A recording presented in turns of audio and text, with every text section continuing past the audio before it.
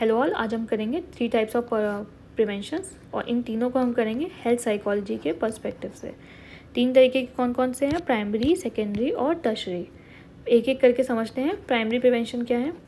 Primary prevention का जो M होता है कि हम रिड्यूस कर सकें या अवॉइड कर सकें फ्यूचर प्रॉब्लम को।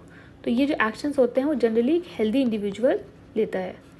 यहाँ पे ये इंडिविजुअल एट रिस्क भी हो सकता है और नहीं भी। जैसे कि अगर आपको आपके फैमिली में कोई प्रॉब्लम है, कोई डिसीज़ रन करती है, कोई डिसऑर्डर रन कर रहा है, जैसे कि मदर फादर दोनों को डायबिटीज़ है, तो अब बच्चे को डायबिटीज़ होने के चांसेस ज़्यादा हैं। अब ये बच्चा जो है वो एट रिस्क है। और जिसको रिस्क नहीं है वो कौन से हो सकते हैं? जो हेल्दी लाइफस्टाइल है, जिनको कोई फैमिली में भी प्रॉब्लम रन नहीं कर रही, एट प्रेजेंट भी हेल्दी हैं, वो हमारी नॉन रिस्क पॉपुलेशन बन सकती है। अब यहाँ पे हमारा एक्टिविटीज़ ऐसी क्या होंगी जिनको हम प्रिवेंशन कहेंगे? तो हम यहाँ पे कर सकते हैं प्रॉपर एक्सरसाइज। आप डेली एक्सरसाइज करो, योगा करो, कहीं ना कहीं डाइट फॉलो करो, एक प्रॉपर हेल्दी डाइट फॉलो करो, अपनी बॉडी को मॉनिटर करो कि कहीं शुगर तो नहीं हो रही है। ये हो गई एट रिस्क के लिए। Same prevention non risk population भी कर सकता है, फ्यूचर में उसको प्रॉब्लम ना हो इसके लिए। नेक्स्ट आता है सेकेंडरी प्रिवेंशन। यहाँ पे अच्छा, प्राइमरी प्रिवेंशन में एक और चीज़ होती है, जनरली ऐसा नहीं होता कि बच्चे ही जिनको प्रॉब्लम होने के चांसेस है वो लें।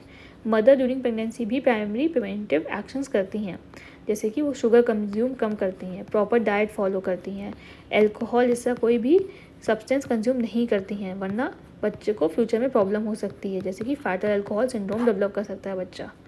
नेक्स्ट आते हैं सेकेंडरी प्रिवेंशन पे। सेकेंडरी प्रिवेंशन का एक ही एम है कि अर्ली टू अर्ली हम डिटेक्ट कर लें कोई भी प्रॉब्लम हमारी बॉडी में इंटरनली हो तो नहीं रही है, और उसको डिटेक्ट करने के बाद, उसको आइडेंटिफाई करने के बाद उसको ट्रीटमेंट देना। तो 2 काम है यहाँ पे हमारे पास।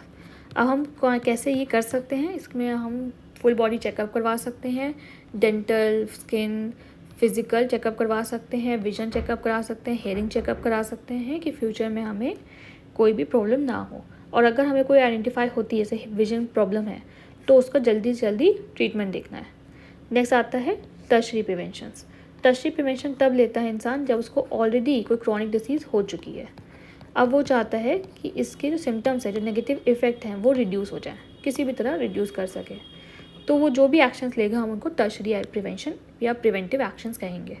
जैसे कि किसी सपोर्ट ग्रुप को सीख करना जो उसको हेल्प कर सके यहाँ पे ओवरकम करने में नेगेटिव इफ़ेक्ट्स को।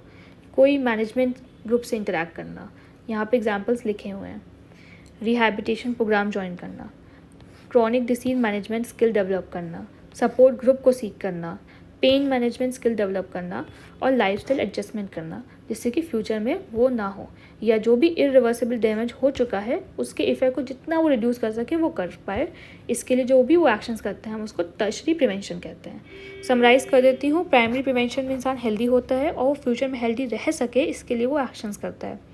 वो एक्शंस कुछ भी हो सकते हैं, exercise, health diet, anything, healthy diet और कुछ भी। सेकेंडरी प्रिवेंशंस क्या होते हैं? जब इंसान कोशिश करता है कि वो अर्ली से अर्ली आइडेंटिफाई कर सके अपने इलनेस को, ट्रीट कर सके। टर्शरी होता है जब ऑलरेडी कोई डिसीज़ हो चुकी है और उसके नेगेटिव इफेक्ट को मिनिमाइज़ करने की कोशिश करने को हम कहते हैं tertiary preventive actions. That's all, thank you.